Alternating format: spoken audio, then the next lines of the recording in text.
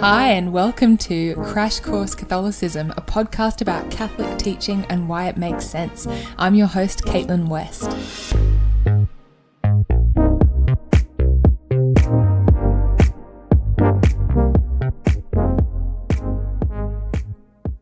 Hello and welcome to this first episode on the Sixth Commandment, which is, "Thou shalt not commit adultery."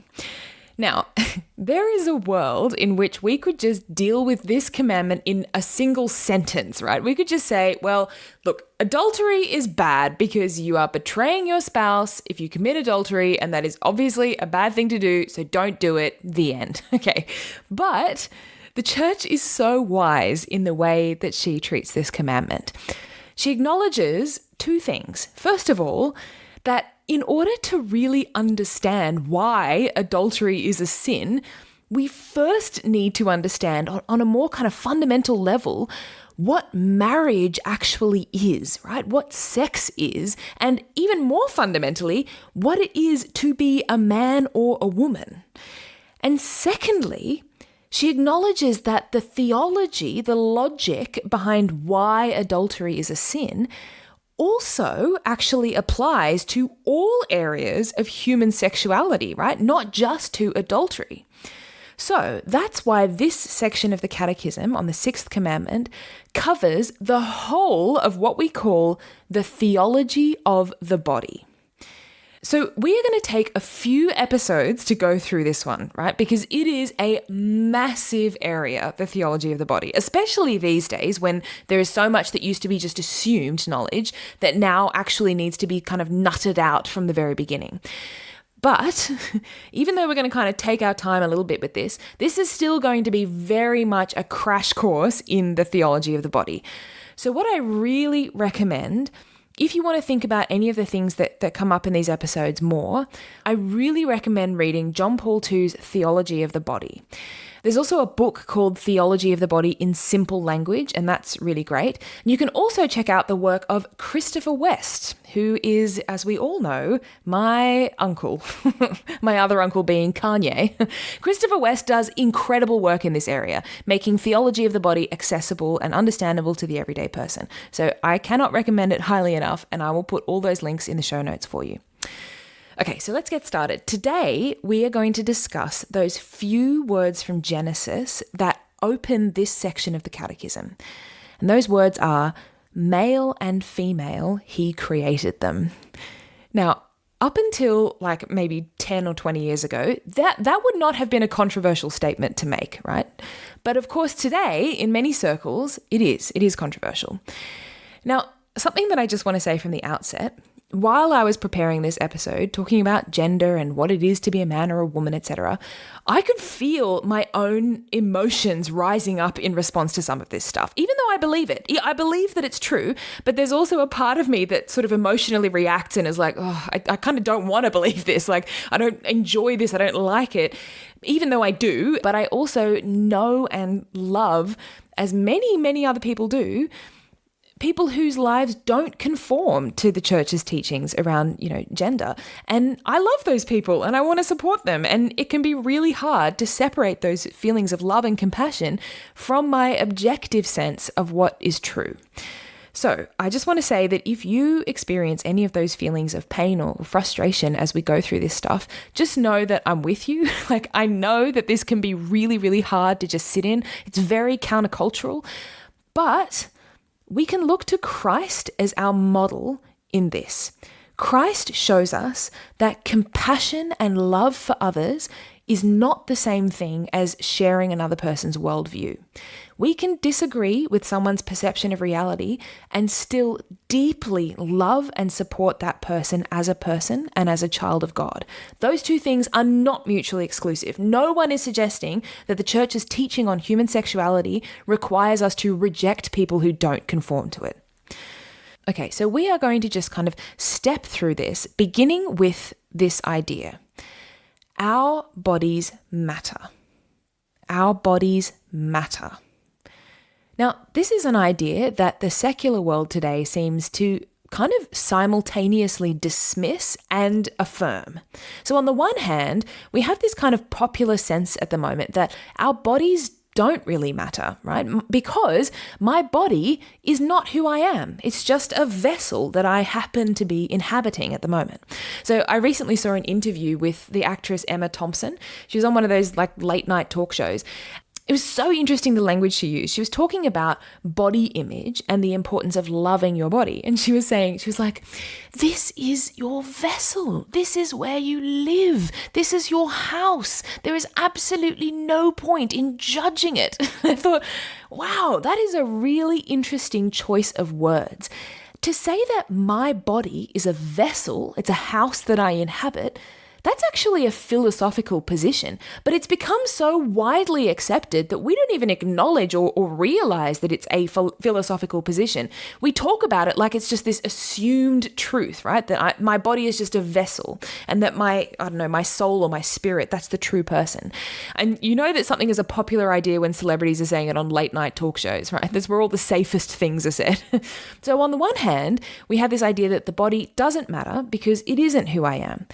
On the other hand, my body does matter, right? In fact, it really matters. In fact, it matters so much that if my body doesn't conform to my sense of self-identity, the way that I see myself, then I will change my body in order to match that self-identity. So to summarize, we could say that the popular idea at the moment is that the body does matter, but only as a kind of expression of a sort of spiritual, psychological sense of self. So we can return to that idea that the body is like a house that I live in. It expresses things about who I am, but if my personality and interests and tastes change, I can redecorate it, or I can even completely renovate it to, reflect my sense of self. Now, in contrast to these ideas, the Catholic Church teaches that the body isn't just a vessel. It isn't just a house that I live in. My body is actually me.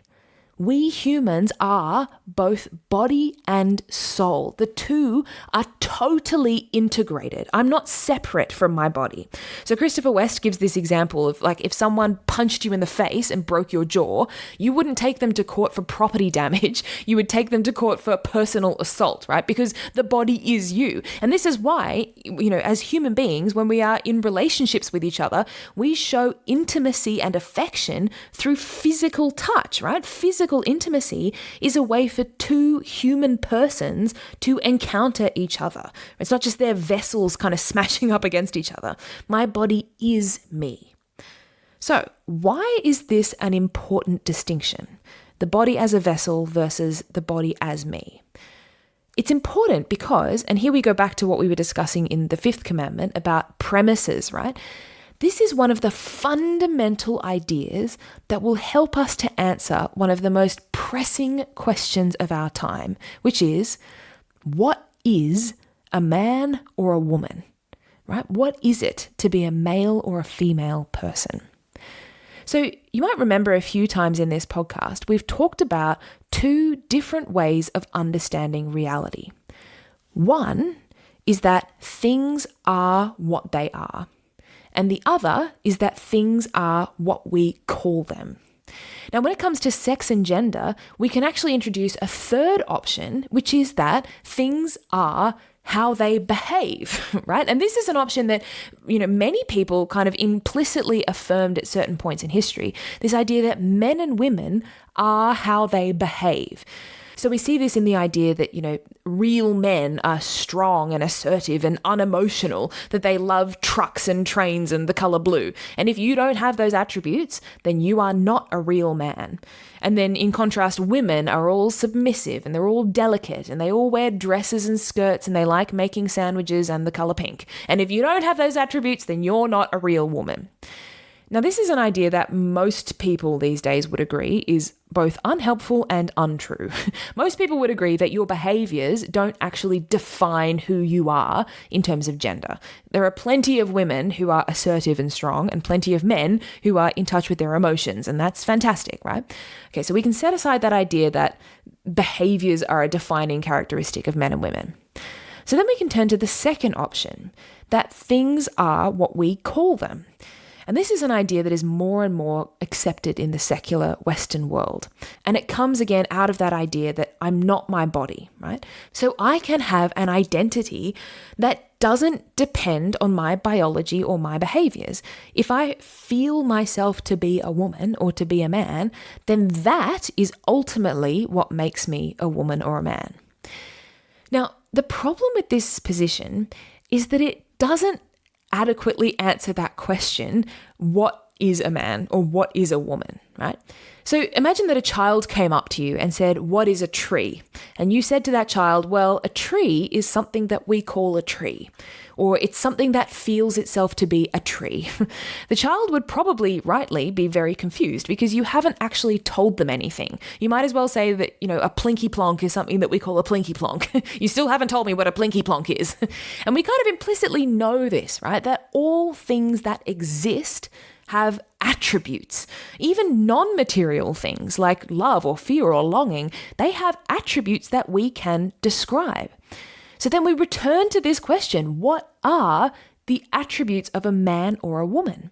And if we don't want to rely on biology or on behaviors to define what a man or a woman is, we're really not left with much, right? Maybe gender is a kind of feeling or a knowledge. I feel or I know that I am a woman.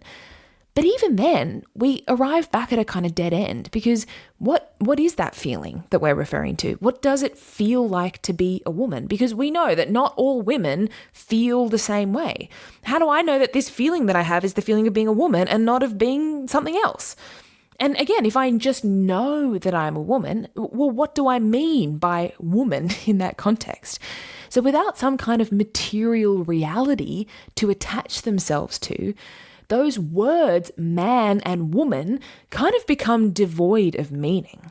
And what kind of ends up happening with this identity-first definition of gender is that we inevitably do actually start falling back on behaviors and biology.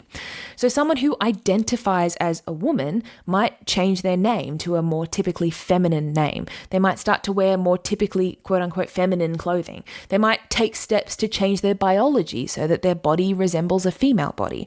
And what we can see here is a kind of implicit acknowledgement of the fact that it's not enough to just identify yourself as something in order to be that thing. There has to be some material reality that we are referring to when we say man or woman. Now, if you want to think more about this, there's a guy called Dr. Thomas Bogardus. He's a philosopher of gender, and he's done some really interesting interviews on YouTube, and he also has a couple of papers on the philosophy of gender. I would really recommend checking him out if this is something you want to think more about. Okay, now let's consider that third option, that things are what they are. So according to this view, it's ultimately my biology that decides whether I'm a man or a woman. So a combination of my DNA, my chromosomes, my hormones, my sexual organs, etc., etc. So in the very first moment of conception, the biological sex of the fetus is imprinted in its DNA, and then that is reflected in the way that the body grows and develops throughout our lives. Now, of course, one common objection to this argument is that in some rare cases there are anomalies in a person's DNA or their biology. That means that we might not clearly fall into one category or another, male or female.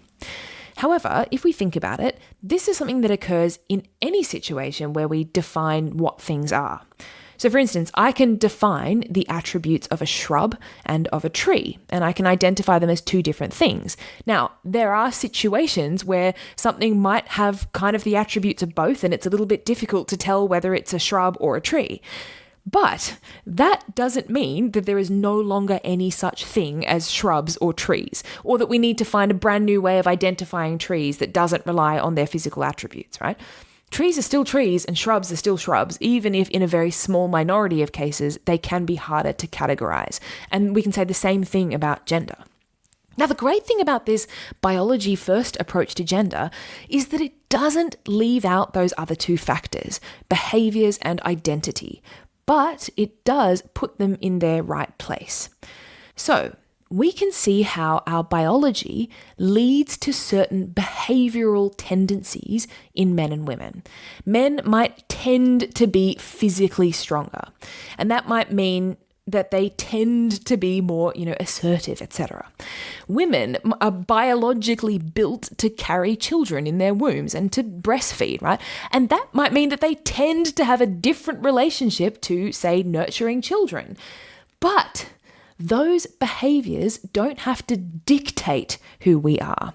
It's easy to think of this biological definition of men and women as something quite restrictive and limiting, but actually it is incredibly freeing because it means that you can absolutely be a non-typical man or woman, right? You can be a man who is more sensitive and more emotional, or a man who expresses his strength in different ways. Like maybe you're really quiet, but you've got principles, or you're a woman who expresses that nurturing side by like coaching the local soccer team. You can absolutely be an assertive, nurturing woman who likes to play footy.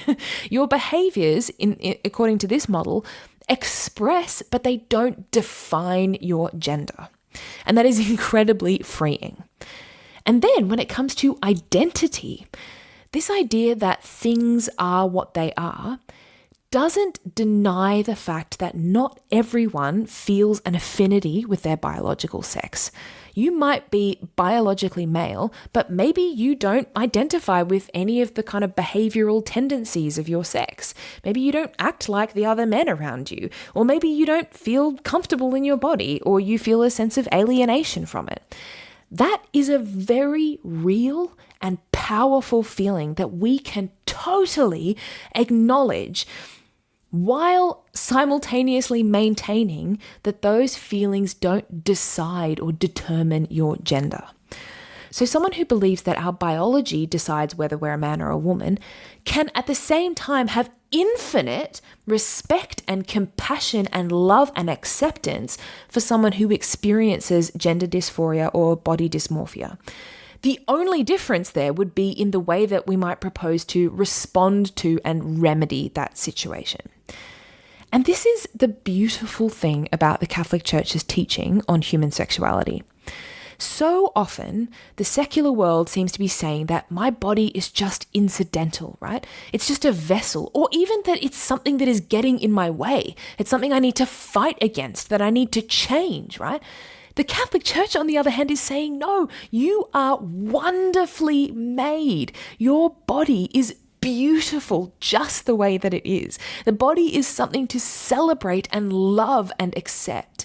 C.S. Lewis says that Christianity is almost the only one of the great religions which thoroughly approves of the body, which believes that matter is good, that God himself once took on a human body.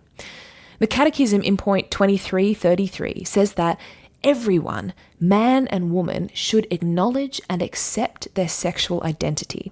And by sexual identity, here we mean our identity as man or woman as revealed to us through our bodies. So my body, which is me, is good. And if I feel alienated from myself, I need to try to find ways to reintegrate my mind with my body, right? Rather than rejecting my body. Now, two things to say here. First of all, as we said in the episode on abortion, none of this means that as Christians we have any right to judge individuals who make the decision to change their bodies in response to the experience of gender dysphoria, right? We can maintain our belief in these truths while simultaneously deeply loving and accepting and showing compassion for people who are going through this experience. The second point to make is that, when we say that it's important to learn to love and accept our bodies rather than rejecting them, I'm very aware that there is a risk there of sounding flippant. And I want to avoid kind of being like, yay, all you have to do is just accept that you're actually a boy or you're actually a girl and then everything will be fine. It's that easy. Woohoo. It's like the equivalent of telling someone with clinical depression that they have nothing to be sad about and they should just try to be happier. Okay, we can totally acknowledge that it is not always just as simple as just embracing your biological reality. That can be a really, really difficult thing to try to do. However, whatever the specific kind of clinical steps are, and however difficult the process might be, in the same way that for someone with depression, our ultimate aim should be to help them to experience joy and happiness again, rather than affirming their sense of reality that everything is, dark and horrible. Our aim for someone experiencing gender dysphoria should ultimately be to help them to experience the joy and the beauty of being the man or the woman that God made them as. And this is the thing, right? That being male or female, these are beautiful, joyful, incredible realities. This is something that I often talk even to my secular friends about, right? That as a society, we've had this focus on what it isn't to be a man or a woman. We've talked so much about the negative effects of taking those gendered cliches too far and ending up with toxic masculinity and toxic femininity. But what the church offers us is a joyful rediscovery of the positive aspects of what it is to be a woman or to be a man. And this is something that is so needed in the world today. So let's just talk a little bit about what it means to be made male and female and why these are such beautiful realities. So one thing that the church talks about is the fact that man and woman are made equal but different. In his Theology of the Body, Pope John Paul II talks about how in the second chapter of Genesis, Adam is only referred to as specifically male after the creation of the female, after the creation of Eve. So at the start of the second chapter, Adam is alone in creation, right? He goes through and names all of God's creatures, but there is no suitable helpmate found for him. And then he falls asleep and God creates Eve from his rib. I think it might be Jason Everett who talks about this, about how Eve is created not from Adam's head because she's above him or from his feet because she's beneath him, but from his side because she is his equal. This is the way that it's put in the Theology of the Body in simple language. It says, man falls into a deep sleep in order to find a being like himself. He wakes up male and female. He says, at last, this is bone of my bone and flesh of my flesh. So what we see here is that the fullness of humanity is expressed in both the male and the female. That there's this kind of incompleteness until the human person wakes up man and woman. Edith Stein has this quote that I think I might have used before because I absolutely love it, where she says, I am convinced that the species humanity embraces the double species man and woman. The essence of the complete human being is characterized by this duality. John Paul II says something similar. He says, knowledge of man, as in the human person, passes through masculinity and femininity. These are, as it were, two incarnations of the same metaphysical solitude before God and the world. They are the two ways of being a body which complete each other. So there are a couple of things that we can draw from this. One is this sense of the radical equality between men and women, the sense that the fullness of humanity made in the image and likeness of God requires both the male and the female. So point 2334 of the Catechism says, in creating men male and female, God gives man and woman an equal personal dignity. And then in Gaudium et Spes it says, man is a person, man and woman equally so, since both were created in the image and likeness of the personal God. So it's not like Adam was the boss dog and then God, had to create Eve because Adam needed someone small and meek to do his washing for him, right? Both are equal in dignity and importance in the eyes of God. Both reflect God back to himself. But the second thing that we can draw from this is that man and woman, although they are equal in dignity, are not exactly the same as each other. So point 2335 of the Catechism says that each of the two sexes is an image of the power and tenderness of God in a different way. So, male and female reflects different aspects of God's power and his love, but neither is greater than the other. And here, again, we see that positive, joyful aspect of those behavioral tendencies that arise out of our biology. That being strong or nurturing, which are both qualities that are manifested differently in men and women, they are different manifestations or reflections of the love and power of God. I think sometimes we don't like to talk about the differences between men and women. And I think at times that's because of a kind of internalized sexism, really. Like, we assume that when we say that women are different from men, what we're actually saying is that women are worse than men. And what ends up happening is that we actually kind of implicitly affirm the idea that in order to be taken seriously, women need to become men. They need to be indistinguishable from men. And that actually reinforces the idea that being a man is better than being a woman. One of the greatest, most freeing discoveries that I've made in the last few years of my 20s is the realization of my own femininity. And that doesn't mean that, I've realized that I like wearing long floral dresses. I mean, I kind of did that in my early 20s and it didn't make me feel like more of a woman. Instead, what I've discovered is that, for instance, I love inviting a friend over for dinner and making them really feel at home and cooking them a really nice meal and sitting and talking through their deepest feelings and emotions for 4 hours, right? There is an inherent talent that I have as a woman for nurturing the people that I love. And it's in discovering that talent that I feel like I've discovered on a deeper level what it is to be feminine.